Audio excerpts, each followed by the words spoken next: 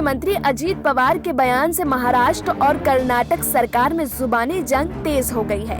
पवार ने हाल ही में शिवसेना संस्थापक बाल ठाकरे की पुण्यतिथि पर दोनों राज्यों की सीमा से सटे जिलों बेलगावी, करवर और निपाड़ी को लेकर एक बयान दिया था, जिसके बाद कर्नाटक के मुख्यमंत्री बीएस येदियुरप्पा ने उनके बयान की निंदा की और कहा कि इस तरह की बयानबाजी सरासर गलत है।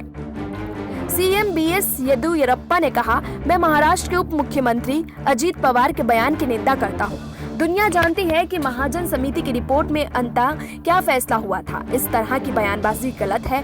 कर्नाटक के उप मुख्यमंत्री लक्ष्मण सावदी ने भी पवार के इस बयान को खारिज किया। उन्होंने कहा कि हमें महाजन समिति की रिपोर्ट पर पूरा भरोसा है, जिसके अनुसार बेलगावी कर्नाटक का हिस्सा है। हम अजीत पवार के बयान की निंदा करते हैं। हम निश्चित तौर पर इस मामले में चिट्ठी लिखेंगे।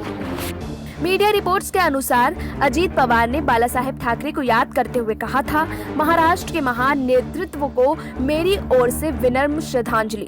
दिवंगत बाला साहेब ने अपने नेतृत्व, कर्म और बयानबाजी के बल पर मराठी समाज पर हमेशा के लिए शासन किया। उन्होंने अपना सारा जीवन महाराष्ट्र की गरिमा, मराठी लोगों की गरिमा और आम लोगों के न्यायपूर्ण अधिकार के लिए न्योछावर किया। उनका सपना था महाराष्ट्र की समग्र प्रगति और बेलगाम, करवर और निपाड़ी के साथ एकजुट महाराष्ट्र की स्थापना हो। आइए बाला साहब के इस सपने को पूरा करने का संकल्प लेते हैं। आपको बता दें कि कर्नाटक और महाराष्ट्र की सीमा से सटे जिलों से जुड़ा ये विवाद दशकों पुराना है। इस विवाद को सुलझाने के लिए साल 1967 में एक सदस्यीय समिति का गठन किया गया था।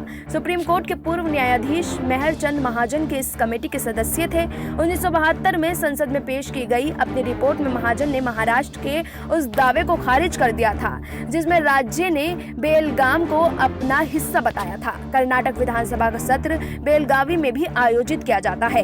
Bureau report SPN9 news.